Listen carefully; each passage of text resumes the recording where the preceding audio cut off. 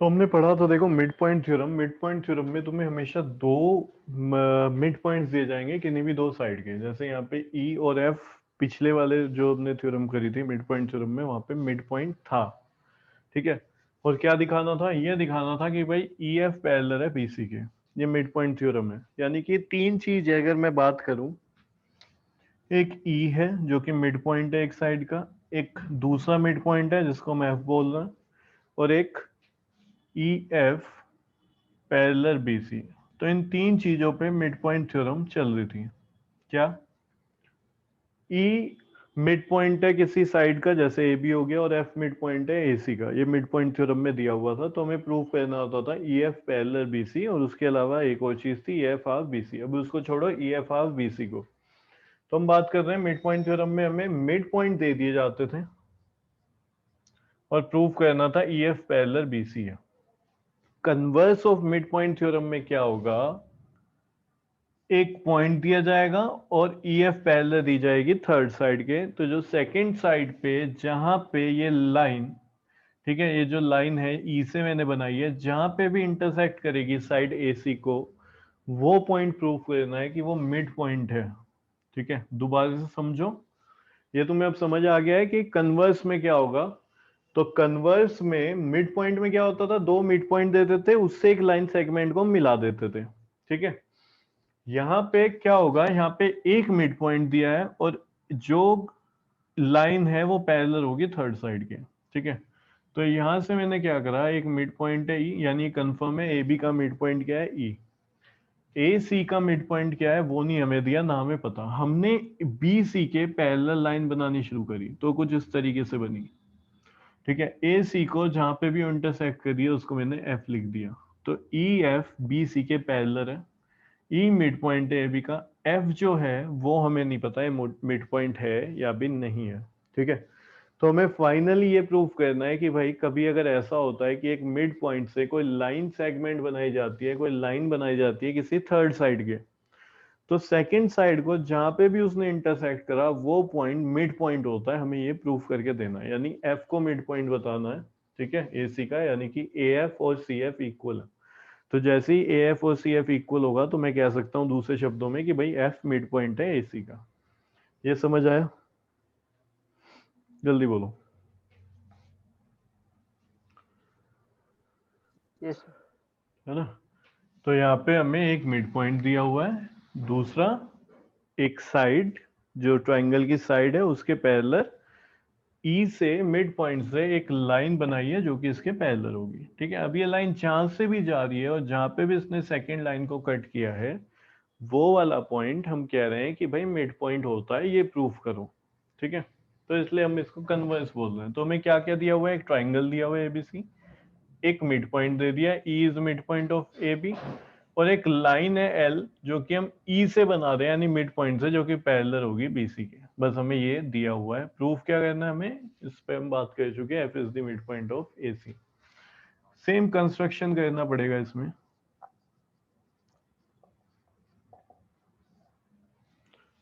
क्या करना है, सी से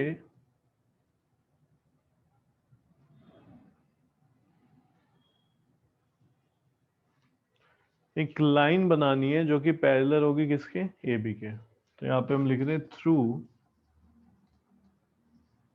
सी ड्रॉ अ लाइन। इस लाइन को बोल देते हैं हम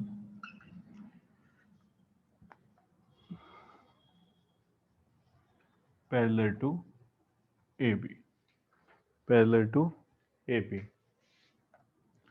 लेट इट मीन्स यहाँ पे एम की बात करिए, let it meet E F produce at D. ठीक है। जो ई एफ का प्रोड्यूस है उसको कहाँ पे मिल रही है, ये डी पॉइंट पे मिल रही है, उसको हमने लेट कर लिया। ठीक है। बोलो। तो ये कंस्ट्रक्शन हमने कर लिया, जो जो हमें दिया हुआ था वो भी समझ लिया है। अब इसको देखो प्रूफ कैसे करेंगे। ठीक है। तो मैं ये लिख रहा हूं,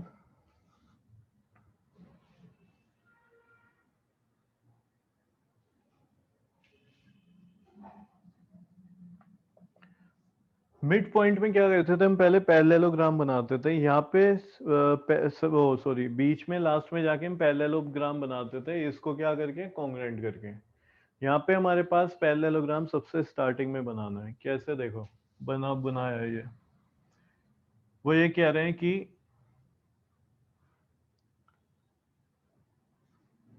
line L is parallel to BC। ये L जो है ये BC के पैरेलल है, तो क्या मैं ये लिख सकता हूँ ED पैरेलल होगा BC के। ये पैरेलल है ना BC के, तो इसका इतना पार्ट E से D तक भी पैरेलल होगा किसके, BC के। इसको ले लेते हैं 1। फिर मैं बोल रहा हूँ कि भाई AB पैरेलल है, ठीक है, line M। AB parallel line M के पैरेलल है। ये कैसे पता है हमें, बाय कंस्ट्रक्शन, ठीक है, बाय कंस्ट्रक्शन। तो अगर AB M लाइन के पैरेलल है तो EB, it implies that EB parallel हो जाएगा CD के। EB पैरेलल हो जाएगा CD के। तो फ्रॉम इक्वेशन 1 and 2,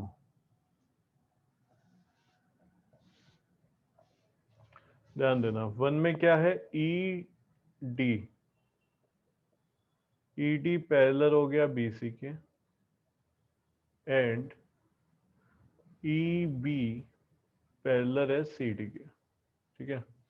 तो हम यहाँ पे लिख रहे हैं इन quadrilateral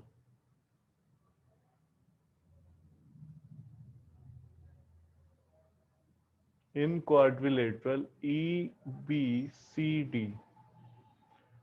pair of opposite sides are parallel, pair of opposite sides are parallel, ठीक है। hence EBCD is a parallelogram। देखो सिंपल है, ये जो है EF पैरेलल BC के है, ये गिवन था क्योंकि उन्होंने ही बोला था, और ये हमने बाय कंस्ट्रक्शन बनाया था, तो EB पैरेलल हो गया CD के, तो ये अपोजिट पेयर जो है साइड्स का वो पैरेलल है, तो फिर ये क्या बन जाएगा, पैरेललोग्राम बन जाएगा। क्लियर हुआ, यस सर। है ना। तो ये इस तरीके से हमारा इक्वल हो गया। इसको मैं हटा रहा हूँ, कंस्ट्रक्शन को भी और इसको भी। उल्टा चलना है इसमें, देखो और क्या करें। मैं बोल रहा हूँ देखो EB is equals to CD, लिख सकते हैं कि नहीं।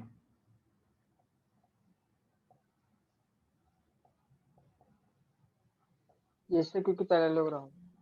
पैरेललोग्राम में, और उसकी ये अपोजिट साइड है, ठीक है। तो जितना EB है उतना ही CD है। अब ध्यान दो, इसको ले लो इक्वेशन नंबर 3। हम लिख रहे हैं E is mid point of AB। E जो है वो मिड पॉइंट है AB का, it implies that AE is equals to EB। ये भी बताओ समझ में आया कि नहीं। यस सर, वो तो होगा मिड पॉइंट। तो EB, यहाँ पे भी EB, तो EB CD के इक्वल है, EB AC के इक्वल है। तो from equation 3rd and 4th, 3rd और 4th से सर हम क्या लिख ए सी सकते डी हैं, के हम ये लिख इक्वल सकते होगा। हैं AE is equals to CD। AE is equals to CD। सही हो गया। क्यों करते हैं हम यहाँ पे, हम चाह रहे हैं लास्ट में ये जो ट्राइंगल है कॉन्ग्रुएंट हो जाए। अगर ये कॉन्ग्रुएंट हो गया तो बाय CPCT से मैं AF इजिकल्स टू CF लिख दूंगा, AF इजिकल्स टू CF, ठीक है। CPCT से ये हो जाएगा AF इजिकल्स टू CF। वो मिड पॉइंट पे हमने क्या किया था, ये एंगल लिया था, ध्यान देना, ये एंगल लिया था, ये साइड ली थी, और ये एंगल लिया था वर्टिकली अपोजिट। तो एंगल साइड एंगल से हो रहा था। इस बार जो साइड हमने वहां पे ली थी वो गिवन थी वहां पे, यहाँ पे तो प्रूफ करनी है AF इजिकल्स टू CF। तो अब इसको हम सोचेंगे कि भाई कैसे कॉन्ग्रुएंट करें, ठीक है। AF और CF नहीं ले सकते, उसके अलावा देखो हमारे पास क्या क्या है। सोच के बताओ। तो तुम कहोगे अभी अभी इक्वल किया हमने ए ई और सी डी सर को, ये सी डी के इक्वल है। तो ये जो ए एक ई एंगल है ले ये लेंगे। सी डी के इक्वल है। ठीक है, और दो एंगल मिल जाए, दो क्या मिल जाए, ये सर एक होगा सर ए और एक होगा सी, और एक एफ पे एक, लेंगे वर्टिकली अपोजिट। ठीक है, एक वर्टिकली अपोजिट ले लेंगे। तो देखो ये वर्टिकली अपोजिट हो गया एंगल, ये एंगल 1 और ये एंगल 2 ऑल्टरनेट, क्योंकि ये लाइन पैरेलल है, ये लाइन पैरेलल है और ये ट्रांसवर्सल है, तो 1 और 2 इक्वल होगा। तो जरा ध्यान दो, angle angle side, angle angle side, तो ए एस से कॉन्ग्रेंट हो जाएगा, और कॉन्ग्रेंट हो गया तो सीपीसीटी से F is equals to C F. इसके बाद मैं लिख रहा हूँ, यहाँ से लिखोगे तुम क्या, in triangle A E F, in triangle A E F and triangle C D F, angle A F E is equals to angle C F D.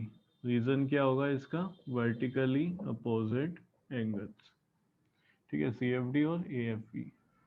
फिर angle 1 is equals to angle 2, alternate interior angles. क्यों, क्योंकि भाई ए B parallel है C D के, ए B parallel है C D के। फिर last में A E is equals to C D, ये प्रूव्ड अबव, ये रहा, ये हम ऑलरेडी प्रूव कर चुके हैं।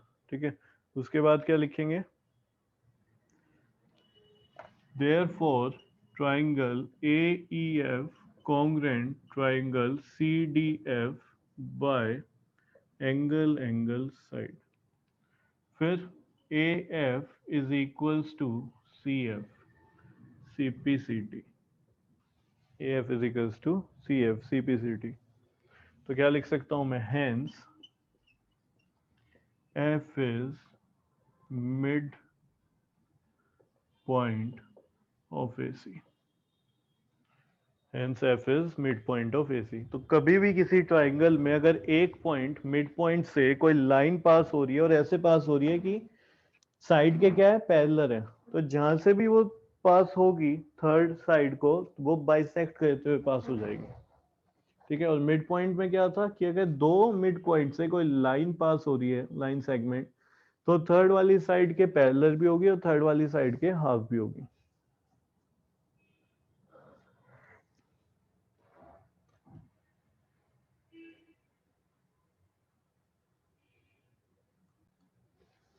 तो इसको कैसे प्रूव करोगे, देखो तुम, ये तो तुम्हें दिया ही हुआ है। ठीक है, कि ये एल जो है वो बी सी के पैरेलल है, गिवन है इस बार। तुम क्या कहोगे, तुम बोलोगे ई एफ फिर पैरेलल हो गया बी सी के। ये बाय कंस्ट्रक्शन हमने पैरेलल बनाया, तो ई बी पैरेलल हो गया सी डी के, तो ये बन गया हमारा पैरेललोग्राम। जैसे ही ये पैरेललोग्राम बना, तो जितनी साइड ये है E B, opposite side C D भी क्या होगी, इक्वल हो जाएगी। ये मिड पॉइंट है, तो जितना ई बी उतना ही ए ई। तो एंड में हमें क्या मिल गया, ई बी इक्वल है सी डी के और ई बी ही इक्वल है ए ई के, यानी ये दोनों आपस में इक्वल। जैसे ही दोनों आपस में इक्वल हो गए, तो फिर इसको हम कॉन्ग्रुएंट करेंगे कैसे, यहाँ पे वर्टिकली अपोजिट एंगल हो गया, ये ऑल्टरनेट हो गया, दूसरा एंगल हो गया, और ये साइड हो गई जो भी प्रूफ करिए। तो एंगल एंगल साइड से कॉन्ग्रुएंट, जैसे ही कॉन्ग्रुएंट हुआ तो ए एफ और एफ सी जो है वो सी पी सी टी से इक्वल हो जाएंगे। मतलब क्या हुआ, एफ हो गया फिर मिड पॉइंट ऑफ ए सी। अब एक्सरसाइज करते हैं 8.2, एक्सरसाइज 8.2।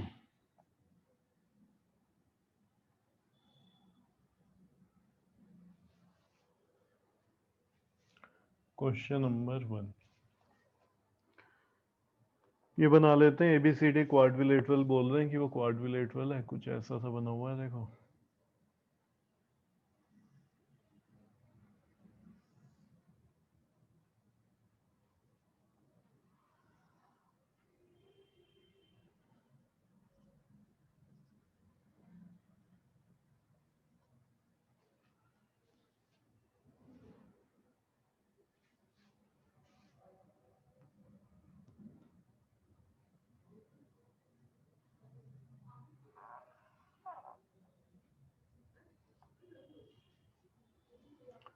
ये दिया हुआ है quadrilateral P Q R and S R mid point of side A B B C C D and D A respectively. ठीक है, तो ये इनके क्या है, मिड पॉइंट है। तो पी जो है वो मिड पॉइंट है इसका ए डी का, सॉरी गलत लिख दिया, ये ए बी होगा, तो ये पी है यहाँ पे। फिर यहाँ पे मिड पॉइंट है क्यू आर और इधर ये एस। ठीक है जी, इनको ज्वाइन कर दो।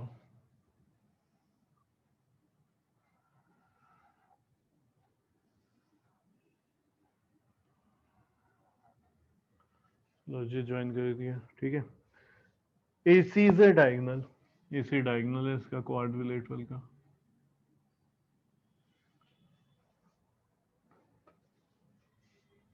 तो गिवन क्या क्या है हमारे पास वो लिख देते हैं। गिवन में हमारे पास है A B C D is a quadrilateral,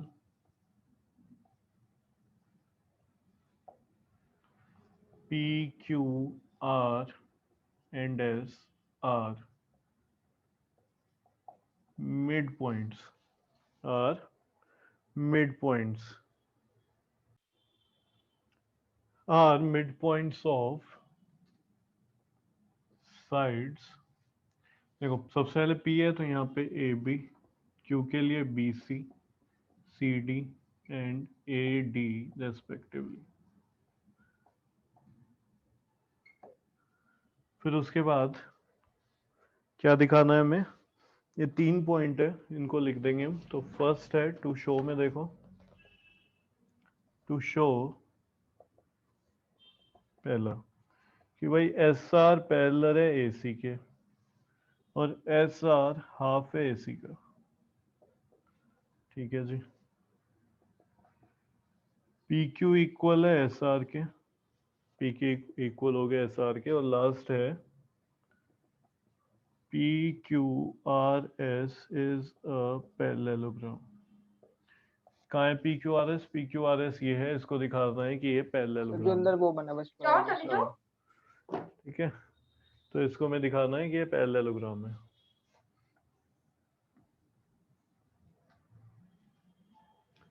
ये बताओ अगर मैं ये मान के चलूं, इसको ट्राइंगल को ले रहा हूं मैं,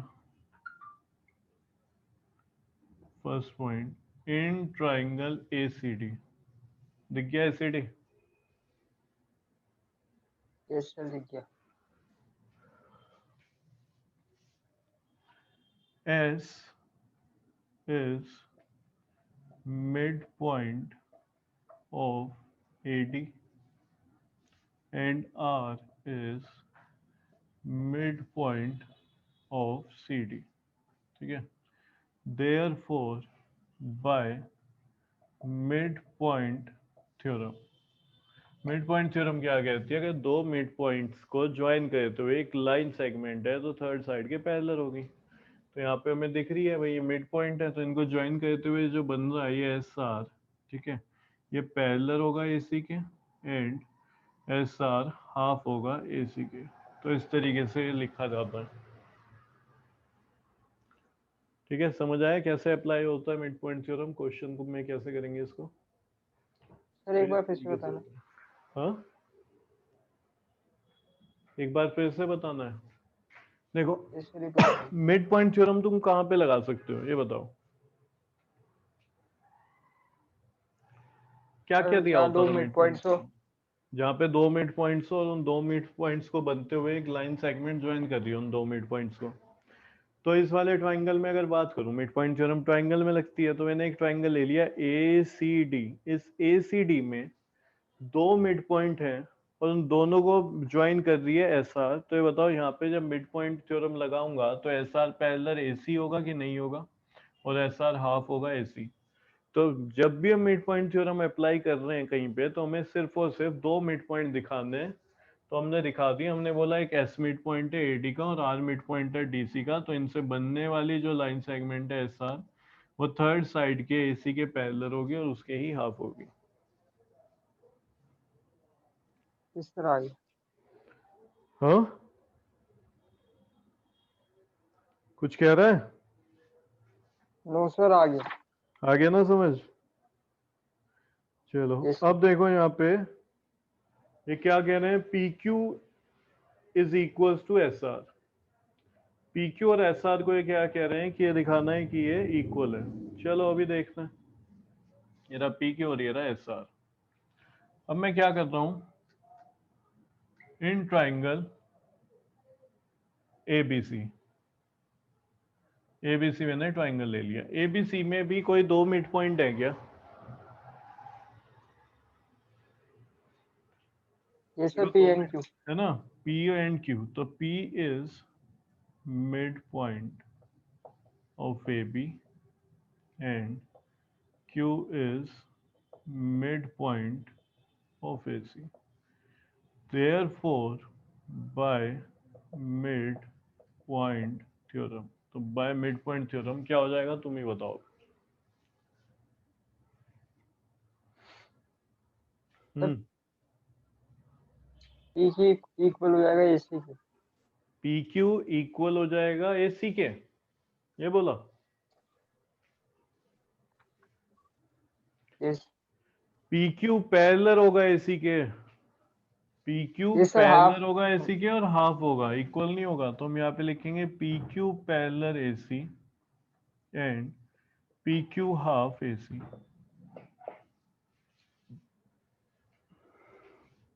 पी क्यू पैरेलल एसी और पी क्यू हाफ एसी। चलो भाई ये भी ठीक हो गया।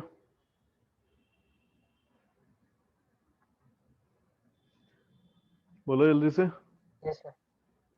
ठीक है, इसको मैं मान रहा हूं इक्वेशन 1, इसको 2, ये 3 और ये 4।